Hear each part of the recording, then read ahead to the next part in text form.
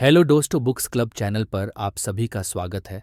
आज के इस पुस्तक सारांश में हम बात करने वाले हैं the Joy of work by Bruce dazzle book के बारे में, जो हमें सिखाती है अपने काम को पूरा करना और सक्सेस पाना। तो चले शुरू करते हैं एक प्रेरक कहानी के साथ।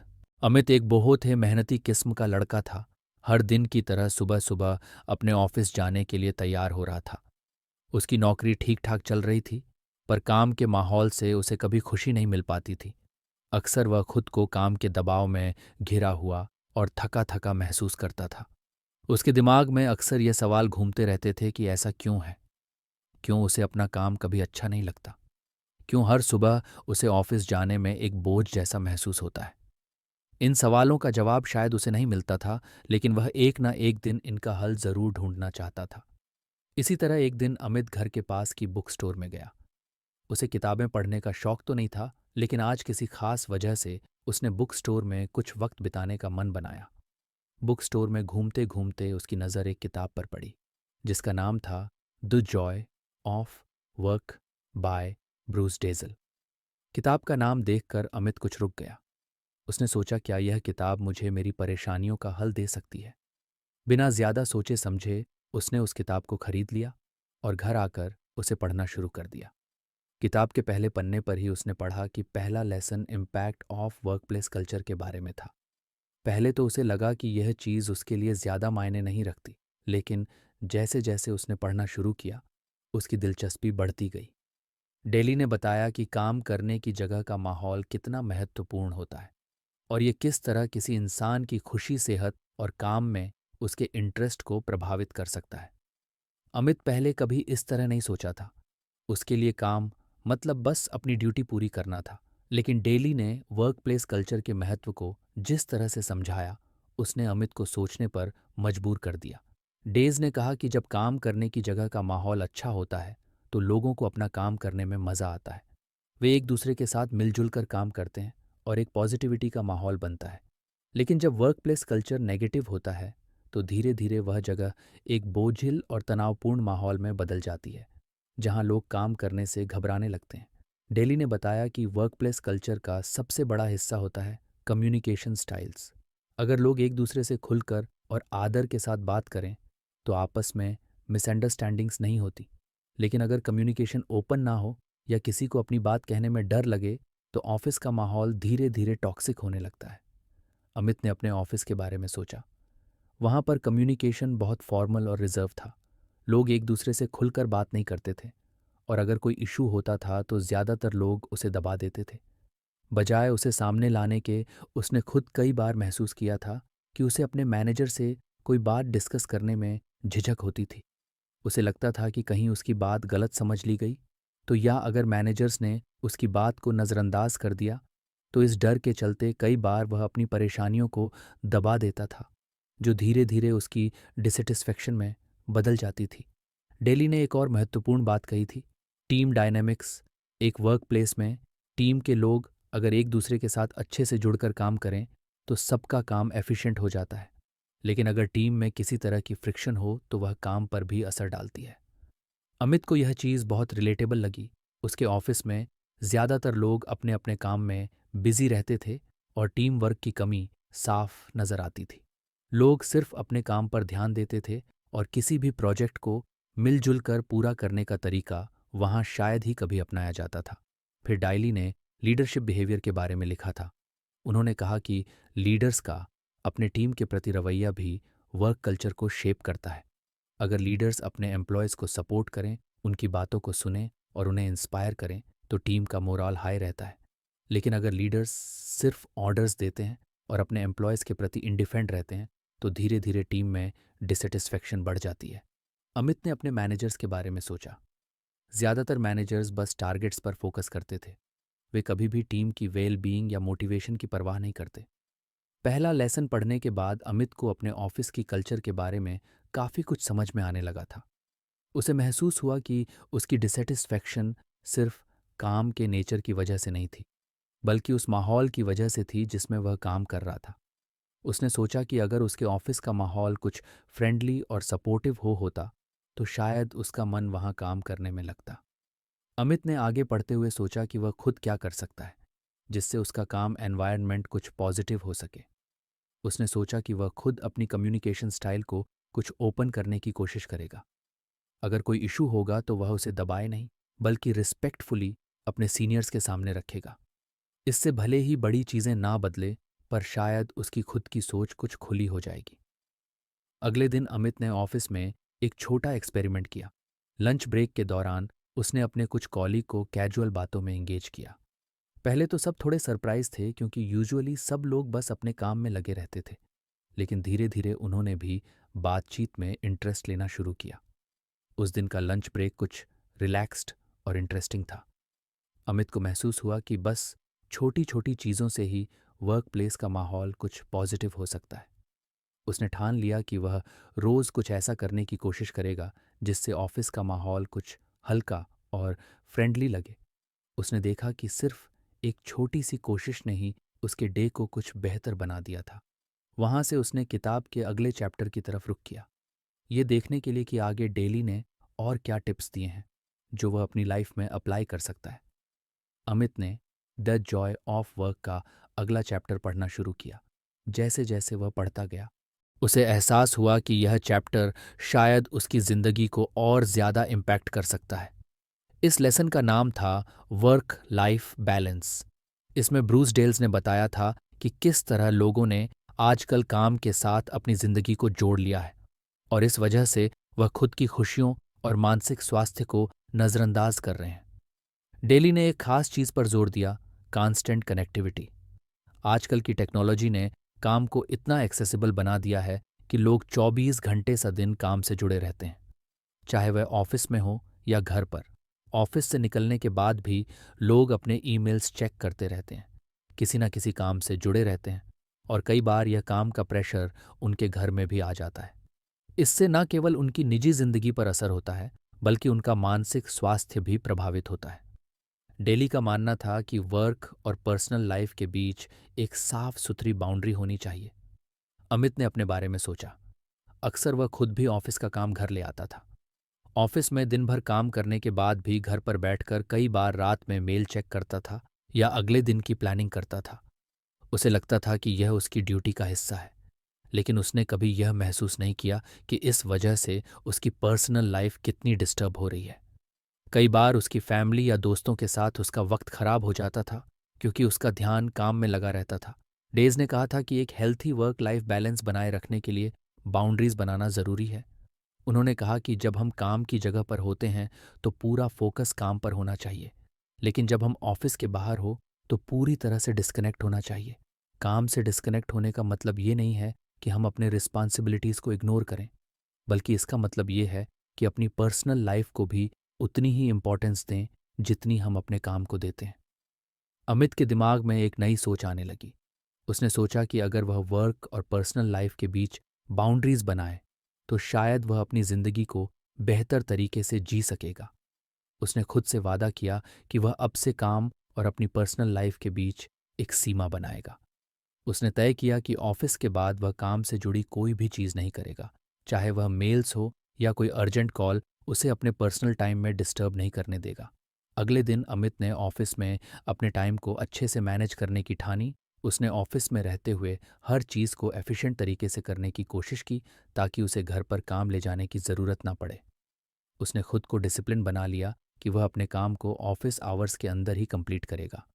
शुरू में उसे कुछ मुश्किल लगा कि अक्सर काम को टालने की आदत उसकी एफिशिएंसी को कम कर देती थी, लेकिन धीरे धीरे उसने अपने काम को प्रायोरिटी ईज करना शुरू किया, जिससे वह अपने टास्क्स को ऑफिस आवर्स में ही खत्म कर सके। उसने महसूस किया कि काम के बाद वह घर पर ज़्यादा रिलैक्स्ड महसूस करता है। पहले जहाँ घर आने के बाद भी वह मेंटली काम में उलझा रहता था, अब उसे एक तरह की फ्रीडम महसूस हो रही थी। वह अपनी फैमिली के साथ ज़्यादा क्वालिटी टाइम बिता पाता था और अपने हॉबीज़ पर भी ध्यान देने लगा था। उसने पुराने दोस्तों से मिलना शुरू किया और वीकेंड्स पर अपने लिए कुछ वक्त निकालने लगा। एक दिन ऑफिस में उसके एक दोस्त समीर ने उससे पूछा, यार मैंने नोटिस किया कि आजकल तुम काम के बाद बिल्कुल अवेलेबल नहीं रहते, कोई खास वजह? अमित ने हंसते हुए कहा, अरे यार मैंने तो बस एक नई स्ट्रेटजी अपनाई है। अब मैं ऑफिस के बाहर कोई काम नहीं करता, बस अपना पर्सनल टाइम एंजॉय करता हूँ। डेली की किताब में पढ़ा था कि वर्क लाइफ बैलेंस कितना ज़रूरी होता है और वही ट्राई कर रहा हूँ। समीर ने हैरानी से कहा, पर क्या तुम्हें नहीं लगता कि काम से पूरी तरह डिस्कनेक्ट होना कुछ रिस्की है? आजकल के कंपीटिंग माहौल में हर किसी को 24 घंटे अवेलेबल रहना होता है। अमित ने समझाते हुए कहा, यही तो दिक्कत है। हम सब ने अपनी ज़िंदगी का पूरा कंट्रोल अपने काम को दे दिया है, लेकिन ये सोचा है कि इससे हमारी मेंटल हेल्थ पर क्या असर हो रहा है। मैं मानता हूँ कि काम इम्पॉर्टेंट है, लेकिन उसकी वजह से अपनी पर्सनल लाइफ को सैक्रिफाइस करना भी ठीक नहीं है। डेली का कहना है कि बाउंड्रीज ज़रूरी हैं। इससे हम अपनी ज़िंदगी को बैलेंस में रख सकते हैं और लॉन्ग टर्म में हमारा सेटिस्फैक्ट्रीली दोनों इम्प्रूव होते हैं। समीर उसकी बातें सुनकर सोच में पड़ गया। उसने भी सोचा कि शायद उसे भी अपनी लाइफ में ऐसी बाउंड्रीज बनाने की ज़रूरत है। अमित के इस छोटे से बदलाव का असर उसके काम पर भी नजर आने लगा। अब जब वह आता था तो मेंटली और फिजिकली ज़्यादा रिफ्रेश्ड महसूस करता था। उसकी प्रोडक्टिविटी बढ़ गई थी और वह काम को जल्दी और एफिशिएंटली करने लगा था। उसे एहसास हुआ कि जब दिमाग फ्रेश होता है और अननेसेसरी स्ट्रेस नहीं होता तो काम अपने आप बेटर होता है। डेज ने किताब में यह भी कहा था कि एक बैलेंस्ड लाइफ इंसान की क्रिएटिविटी और इनोवेशन को भी बढ़ाती है। जब इंसान का दिमाग रिलैक्स होता है तो वह नई आइडियाज़ पर बेहतर तरीके से सोच सकता है। अमित को इस बात का एहसास तब हुआ जब उसने एक बड़े प्रोजेक्ट में अपनी टीम के साथ काम करना शुरू किया। पहले जहां उसे नए आइडिया सोचने में परेशानी होती थी, अब उसे आसानी से इनोवेटिव आइडिया सूझने लगे थे। वह अपनी टीम के साथ मिलकर नई स्ट्रैटेजी बना रहा था और इस बार उसके अंदर एक अलग कॉन्फिडेंस था। अमित के लिए वर्क लाइफ बैलेंस अब सिर्फ एक थ्योरी नहीं रही, बल्कि उसकी जिंदगी का हिस्सा बन गई थी। उसे एहसास हुआ कि हैप्पीनेस और सेटिस्फैक्ट्रीली लेसन पढ़ना शुरू किया, जिसका टॉपिक था importance of rest and down time. अब तक उसने कई नई चीज़ें सीखी थीं, पर यह लेसन कुछ अलग और दिलचस्प था। ब्रूस डेल्स ने इस लेसन में बताया कि कैसे आज की हॉस्टल कल्चर, जहां लोग लगातार बिना रुके काम करते रहते हैं, ने हमारी वेल बीइंग और काम के प्रति हमारा नज़रिया बदल दिया है। डेली का मानना था कि काम के दौरान छोटे छोटे ब्रेक्स लेना और डाउन टाइम का महत्व समझना ज़रूरी है, क्योंकि इससे इंसान की क्रिएटिविटी और प्रॉब्लम सॉल्विंग स्किल्स में सुधार होता है। अमित ने खुद पर गौर किया। उसने महसूस किया कि वह भी हसल कल्चर का हिस्सा बन चुका था। बिना सोचे समझे लगातार काम करता रहता था। ऑफिस में कभी कभी 8 से 10 घंटे लगातार काम करते करते उसे पता ही नहीं चलता कि कितनी थकान हो गई है। उसकी आदत थी कि किसी भी काम को जल्दी खत्म करने के चक्कर में वह लगातार उस पर लगे रहता, यहाँ तक कि लंच ब्रेक या चाय पानी का ब्रेक लेना भी अवॉइड करता। उसे हमेशा यह लगता था कि ज़्यादा काम करने से ही वह बेहतर रिजल्ट्स दे पाएगा। डेली ने कहा था कि यह सोच गलत है। उन्होंने बताया कि जब इंसान बिना रुके काम करता रहता है तो उसका दिमाग थक जाता है और उसकी प्रोडक्टिविटी कम हो जाती है, बल्कि जब लोग ब्रेक्स लेते हैं तो उनका दिमाग रिफ्रेश होता है और वह किसी भी काम को ज़्यादा अच्छे तरीके से कर पाते हैं। डेली ने यह भी कहा कि ब्रेक्स लेना न सिर्फ इंसान को फिजिकली रिफ्रेश करता है, बल्कि उसके मेंटल हेल्थ के लिए भी बहुत फ़ायदेमंद है। जब दिमाग रिलैक्स रहता है तो नए आइडियाज़ और क्रिएटिव सॉल्यूशंस आना भी आसान हो जाता है। अमित ने सोचा कि शायद यही वजह है कि वह अक्सर काम के दौरान जल्दी थकान महसूस करता है और किसी भी प्रोजेक्ट में इनोवेटिव आइडिया सोचने में दिक्कत होती है। उसने खुद से वादा किया कि वह अब से काम के बीच बीच में छोटे छोटे ब्रेक्स लेगा और अपना ध्यान कुछ आराम पर भी देगा। अगले दिन उसने इस नई आदत को अपनाने की कोशिश की। ऑफिस पहुंचने के बाद उसने खुद से कहा कि हर 2 घंटे में वह छोटा सा ब्रेक लेगा, चाहे वह सिर्फ 5 मिनट का ही क्यों ना हो। उसने यह भी तय किया कि लंच ब्रेक को प्रॉपर ब्रेक की तरह लेगा, जहां वह अपने डेस्क पर बैठकर काम के बारे में नहीं सोचेगा। पहले 2 घंटे तक उसने अपने काम पर पूरी तरह फोकस किया। फिर उसने अपनी घड़ी देखी और तय किया कि अब वह 5 मिनट का ब्रेक लेगा। ब्रेक में वह बाहर टहलने चला गया। ऑफिस के पास के गार्डन में जाकर कुछ देर बैठा। उसने देखा कि वह छोटा सा ब्रेक उसे कितनी राहत दे गया। उसके दिमाग को कुछ ताजगी सी महसूस हुई। वापस आकर उसने अपने काम को फिर से शुरू किया और उसने पाया कि वह पहले से ज़्यादा फोकस और एनर्जी के साथ काम कर रहा है। उसके लिए ये कुछ सरप्राइजिंग था कि एक छोटे से ब्रेक ने उसकी एफिशिएंसी को इतना बढ़ा दिया। दिन भर उसने यही पैटर्न अपनाया, हर 2 घंटे बाद छोटा ब्रेक और प्रॉपर लंच ब्रेक। जिसमें वह सिर्फ रिलैक्स करता। कुछ दिनों में उसे एहसास हुआ कि उसकी प्रोडक्टिविटी पहले से बढ़ गई है। उसका दिमाग कम थकता था और वह काम को अच्छे से मैनेज कर पा रहा था। अमित को समझ आने लगा कि काम के बीच बीच में आराम करना कितना ज़रूरी है। उसने देखा कि जब वह काम से डिस्कनेक्ट होता है और कुछ आराम करता है तो नए आइडिया सोचना आसान हो जाता है। उसने इस बदलाव का असर अपने प्रोजेक्ट पर भी देखा, जहां पहले उसे किसी भी प्रॉब्लम का सल्यूशन ढूंढने में काफ़ी समय लगता था। अब उसे कई बार छोटी छोटी ब्रेक्स के बाद नए सॉल्यूशंस खुद ही सूझने लगते थे। एक दिन लंच ब्रेक में अमित अपने दोस्त समीर के पास गया और अपनी नई स्ट्रैटेजी के बारे में बताया। उसने समीर से कहा, यार तुम जानते हो, मैंने काम के बीच बीच में ब्रेक लेना शुरू कर दिया है। मैंने डेली की किताब में पढ़ा था कि ब्रेक लेना क्रिएटिविटी और प्रोडक्टिविटी के लिए बहुत ज़रूरी है। समीर ने चौंक हुए पूछा, अरे लेकिन क्या तुम्हें नहीं लगता कि ब्रेक्स लेने से टाइम बर्बाद होता है? मैं तो हर दिन अपने टारगेट्स के पीछे दौड़ता रहता हूँ। मुझे तो ब्रेक्स के लिए टाइम ही नहीं मिलता। अमित ने समझाते हुए कहा, पहले मैं भी ऐसा ही सोचता था, लेकिन जब मैंने ब्रेक्स लेने शुरू किए तो मैंने पाया कि इससे मेरी थकान कम होती है और मैं काम पर ज़्यादा फोकस कर पाता हूँ। एक रिफ्रेश माइंड के साथ काम करना ज़्यादा आसान होता है और मिस्टेक्स भी कम होती हैं। डेली का कहना है कि लगातार काम करने की आदत हमें थका देती है और लॉन्ग टर्म में इससे प्रोडक्टिविटी कम होती है। समीर ने सोचा कि शायद पीयूष की बात में सच्चाई है। उसे महसूस हुआ कि वह भी दिन भर बिना रुके काम करता रहता है, लेकिन फिर भी जल्दी थकान महसूस करता है।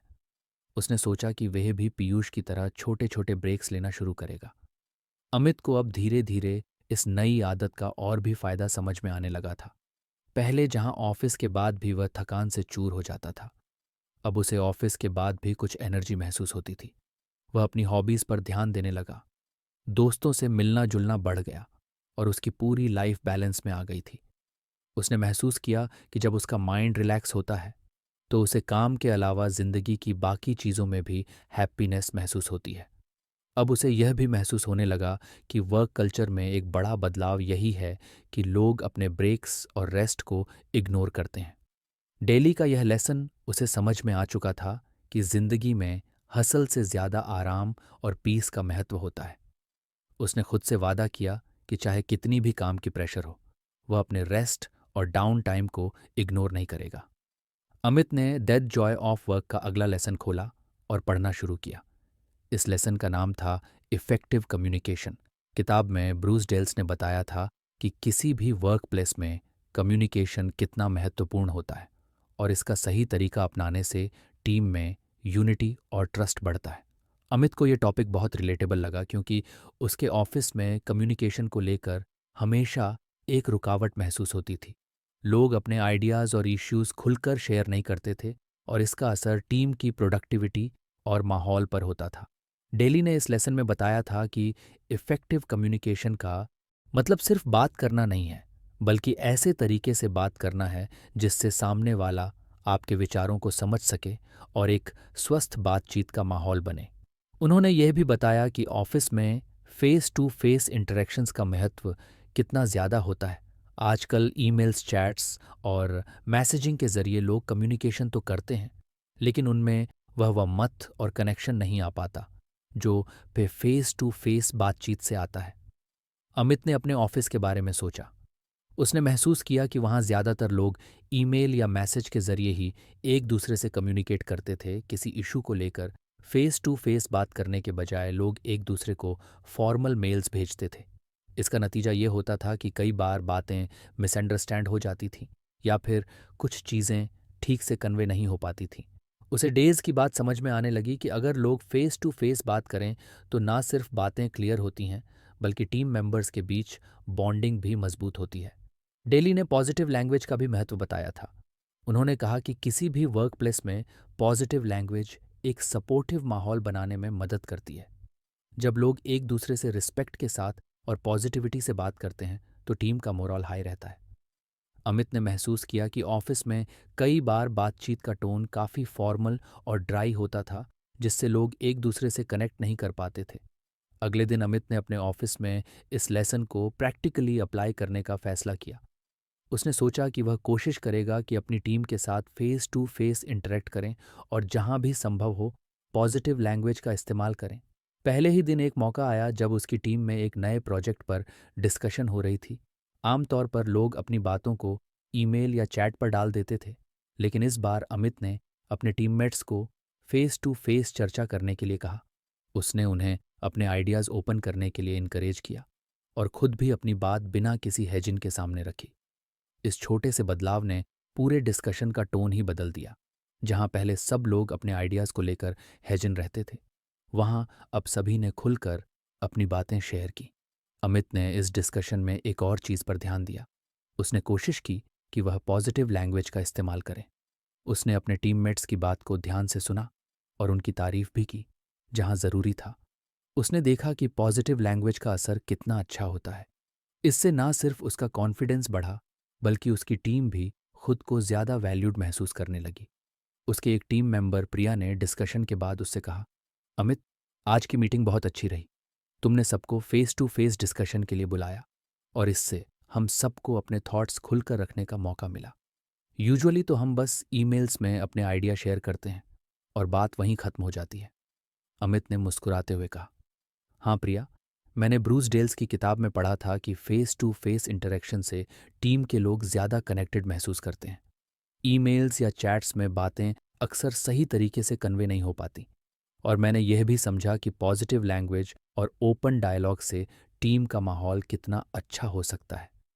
प्रिया ने उसकी बातें सुनकर सहमति में सिर हिलाया और कहा, यह सच में काम करता है। आज का डिस्कशन बहुत प्रोडक्टिव रहा और मुझे लगता है कि हम इस प्रोजेक्ट को अच्छे से हैंडल कर पाएंगे। अमित ने देखा कि इस छोटे से बदलाव ने उसकी टीम के डायनामिक्स को किस तरह से इम्प्रूव किया। उसने ठान लिया कि वह आगे भी इसी तरह की प्रैक्टिसेस अपनाए। उसने यह भी सोचा कि अगर उसकी टीम के दूसरे लोग भी इफ़ेक्टिव कम्युनिकेशन के इन टिप्स को अपनाएं, तो ऑफिस का माहौल और भी सपोर्टिव और कोलैबोरेटिव बन सकता है। ली ने ओपन डायलॉग की इम्पोर्टेंस पर भी जोर दिया था। उन्होंने कहा कि एक हेल्थी टीम एनवायरनमेंट में ओपन डायलॉग बहुत ज़रूरी है। इसका मतलब है कि हर कोई अपने आइडियाज़ और कंसर्न्स बिना किसी डर या झिंझक के सामने रख सके। अमित ने इस पर भी गौर किया कि उसके ऑफिस में अक्सर लोग अपनी परेशानियों को दबा देते थे, क्योंकि उन्हें डर होता था कि कहीं उनकी बातों को गलत समझा ना जाए या उन्हें जज ना किया जाए। इस सोच को बदलने के लिए अमित ने एक नई अप्रोच अपनाई। उसने अपनी टीम के साथ इनफॉर्मल बातचीत करना शुरू किया, ताकि लोग उसे अप्रोचेबल समझे और अपने इश्यूज ओपन करने में कंफर्टेबल महसूस करें। एक दिन उसकी टीम का एक जूनियर आकाश एक समस्या को लेकर कुछ परेशान था। अमित ने उसे देखा और सोचा कि उसे इनकरेज करना चाहिए, ताकि वह अपनी बात खुलकर रख सके। अमित ने उससे कैजुअली बातचीत शुरू की और धीरे धीरे उसे अपनी परेशानी के बारे में बात करने के लिए मोटिवेट किया। आकाश ने बताया कि उसे एक टास्क में दिक्कत आ रही है, लेकिन उसे यह कहने में हेसिटेशन हो रही थी, क्योंकि उसे डर था कि बाकी लोग उसे इनएक्सपीरियंस्ड समझेंगे। अमित ने उसकी बात ध्यान से सुनी और उसे समझाया, देखो आकाश, यहाँ सब लोग सीखने के लिए ही हैं। अगर कोई चीज़ समझ में नहीं आती तो पूछने में कोई हर्ज नहीं है। मैं भी जब नया था तो मुझे भी कई चीज़ों में दिक्कत आती थी। यहाँ हम सब एक टीम है और एक दूसरे की मदद करना ही हमारी स्ट्रेंथ है। आका उसकी बातें सुनकर कुछ कॉन्फिडेंट महसूस करने लगा। उसने अमित को धन्यवाद दिया और अपनी समस्या को खुलकर साझा किया। अमित ने उसकी मदद की और दोनों ने मिलकर उस टास्क को आसानी से कंप्लीट कर लिया।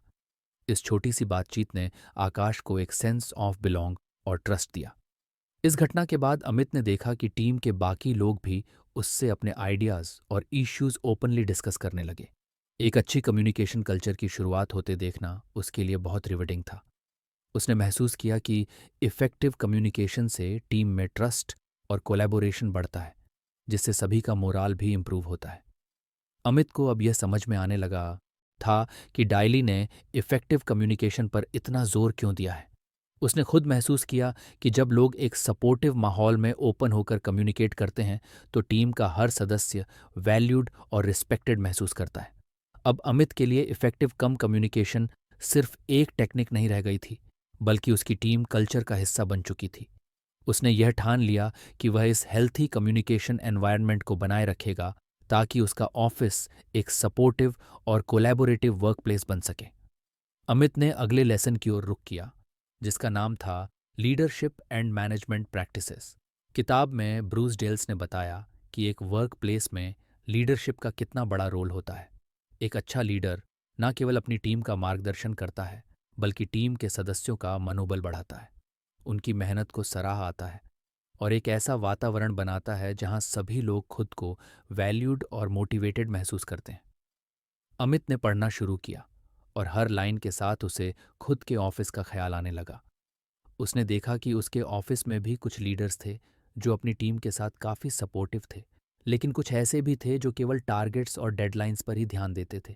डेली ने इस लेसन में बताया था कि एक लीडर का सबसे बड़ा काम सिर्फ टास्क्स को मैनेज करना नहीं, बल्कि लोगों का ख्याल रखना और एक ऐसा माहौल बनाना है जहां हर कोई खुलकर अपने आइडियाज़ रख सके और अपनी क्षमताओं का पूरा इस्तेमाल कर सके।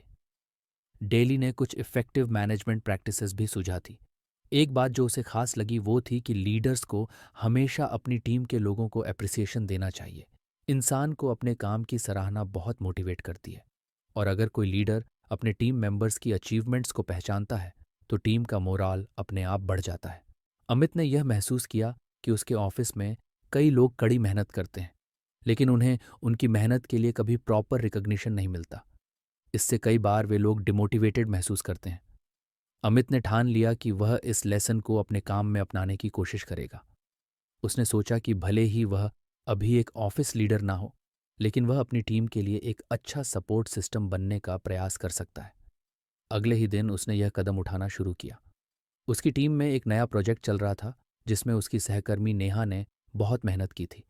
प्रोजेक्ट की रिपोर्ट्स में नेहा का काम साफ झलक रहा था और अमित ने इसे नोटिस किया। अमित ने सोचा कि वह नेहा को ओपनली अप्रिशिएट करेगा ताकि बाकी टीम मेंबर्स को भी लगे कि उनकी मेहनत की कदर की जाती है। अगले मीटिंग में उसने नेहा के काम की तारीफ की और सबके सामने कहा, नेहा, तुमने इस प्रोजेक्ट में बेहतरीन काम किया है। मैं देख सकता हूं कि तुमने कितनी मेहनत की है और इससे हमारा प्रोजेक्ट कितना अच्छा दिख रहा है। तुमने टीम का मोराल बढ़ाया है। नेहा ने यह सुनकर मुस्कुराते हुए धन्यवाद कहा। बाकी टीम मेंबर्स ने भी उसे अप्रिशिएट किया और वहाँ एक पॉजिटिव माहौल बन गया। नेहा के चेहरे पर संतोष और खुशी साफ झलक रही थी। अमित ने देखा कि इस एक छोटे से जेस्चर ने उसकी टीम का कितना बड़ा असर डाला। अब टीम के बाकी लोग भी अपने काम को ज्यादा पॉजिटिव लेने लगे थे और उनकी प्रोडक्टिविटी में भी फर्क दिखने लगा था। डेली ने लीडर्स के रोल के बारे में यह भी कहा था कि उन्हें अपनी टीम के साथ ट्रस्ट का रिश्ता बनाना चाहिए। जब टीम के सदस्य अपने लीडर पर भरोसा करते हैं तो वे अपनी बातों को बिना किसी झिझक के खुलकर रखते हैं। एक अच्छी टीम में हर कोई अपनी रिस्पॉन्सिबिलिटीज़ को लेकर अकाउंटेबल होता है और यह सेंस ऑफ अकाउंटेबिलिटी तब आता है जब लोग अपने लीडर से कनेक्टेड महसूस करते हैं। अमित ने यह सोचा कि वह अपने टीममेट्स के साथ ऐसा भरोसे का रिश्ता बनाएगा। उसने अपनी टीम के साथ एक कैजुअल मीटिंग रखी जिसमें कोई स्पेसिफिक एजेंडा नहीं था। वह चाहता था कि सब लोग फ्रीली अपने आइडियाज़ और कंसर्न्स शेयर कर सकें। उसने एक आरामदायक माहौल बनाने की कोशिश की ताकि कोई भी अपनी बात कहने में हिचके नहीं। इस मीटिंग में उसकी टीम के एक सदस्य मोहित ने एक चिंता जाहिर की। उसने कहा कि पिछले कुछ समय से काम का दबाव बहुत बढ़ गया है और उसे खुद के लिए टाइम निकालने का मौका नहीं मिल रहा। अमित ने उसकी बात ध्यान से सुनी और उसे बताया, देखो मोहित, अगर तुम्हें काम के दबाव की वजह से कोई दिक्कत हो रही है तो मुझे बताओ। हम एक टीम है और हमें एक दूसरे का सपोर्ट करना चाहिए। तुम अपने वर्कलोड को मैनेज करने में मेरे साथ ओपनली डिस्कस कर सकते हो। मोहित ने महसूस किया कि अमित उसकी बातों को सुन रहा है और उसे समझने की कोशिश कर रहा है। इससे उसे कॉन्फिडेंस मिला कि उसकी बातों का महत्व है। धीरे धीरे बाकी टीममेट्स ने भी अपनी बातें शेयर करनी शुरू की। सभी को एक साथ बैठकर अपने थॉट्स और चैलेंज को खुलकर रखने का मौका मिला। इस बातचीत के बाद अमित ने अपनी टीम के लिए एक नया सपोर्ट सिस्टम तैयार किया जिसमें हर कोई अपने चैलेंज और टास्क्स के बारे में बात कर सकता था और मदद मांग सकता था। अमित को यह समझ में आने लगा कि लीडरशिप का असली मतलब लोगों के साथ काम करना और उन्हें उनके काम में सपोर्ट देना है। उसने सीखा कि सिर्फ काम के टारगेट्स हासिल करना ही लीडरशिप नहीं है, बल्कि एक ऐसे एनवायरनमेंट का निर्माण करना भी लीडरशिप का हिस्सा है जिसमें हर कोई वैल्यूड महसूस करे। इस लेसन में डायली ने एक और महत्वपूर्ण बात कही थी, लीडर्स को हमेशा अपने लोगों के साथ सही और साफ कम्युनिकेशन करनी चाहिए। उन्होंने बताया कि एक अच्छा लीडर वही है जो अपनी टीम के साथ ईमानदारी और क्लैरिटी के साथ बात करता है। कई बार टीम के लोग यही सोचते हैं कि उनके लीडर उनकी बातें ठीक से नहीं समझ रहे हैं या उनका ध्यान उनके काम की समस्याओं पर नहीं है। अमित ने महसूस किया कि उसकी टीम के लोग भी कभी-कभी इसी तरह की फीलिंगलेस पेरेंट कम्युनिकेशन रखेगा। उसने अपने टीममेट से कहा, अगर आप में से किसी किसी को कोई भी प्रॉब्लम हो तो आप मुझसे डायरेक्टली बात कर सकते हैं। हम सब एक टीम है और हमें एक दूसरे का सपोर्ट करना चाहिए। कुछ ही समय में अमित की टीम में बदलाव आने लगे। लोग अब ज़्यादा फ्रीली अपने आइडियाज़ और कंसर्न्स शेयर करने लगे। वे जानते थे कि उनका लीडर उनकी बातों को समझेगा और उनके लिए सही गाइडेंस और सपोर्ट देगा। इस ओपननेस ने टीम के काम करने के तरीके को बदल दिया था और सबकी परफॉर्मेंस में भी सुधार दिखने लगा था। धीरे धीरे अमित ने अपने छोटे छोटे एफर्ट से एक ऐसा माहौल बना लिया था जिसमें उसकी टीम के हर सदस्य को अपनी वैल्यू महसूस होती थी। उसने देखा कि डेली की किताब में बताए गए लीडरशिप प्रैक्टिसेस सच में काम कर रहे थे। एक अच्छा लीडर बनने के लिए किसी बड़े पद की ज़रूरत नहीं होती, बस दिल से अपने टीममेट्स का सपोर्ट करना और उनके लिए एक हेल्थी वर्क एनवायरनमेंट बनाना ही काफ़ी होता है। अमित को ये लेसन बहुत वैल्यूएबल लगा। उसने समझ लिया कि एक अच्छे लीडर की पहचान उसकी टीम के कामयाब होने में होती है, और जब टीम का हर सदस्य वैल्यूड और मोटिवेटेड महसूस करता है तो वह अपनी बेस्ट परफॉर्मेंस देता है। उसने यह ठान लिया कि वह अपने ऑफिस में इस पॉजिटिव लीडरशिप अप्रोच को अपनाता रहेगा ताकि उसकी टीम हमेशा उत्साहित और डेडिकेटेड महसूस करे। तो दोस्तों, ये थी हमारी आज की बुक समरी। आपको कैसी लगी कमेंट करके ज़रूर बताएं, और धन्यवाद आपका समरी एंड तक सुन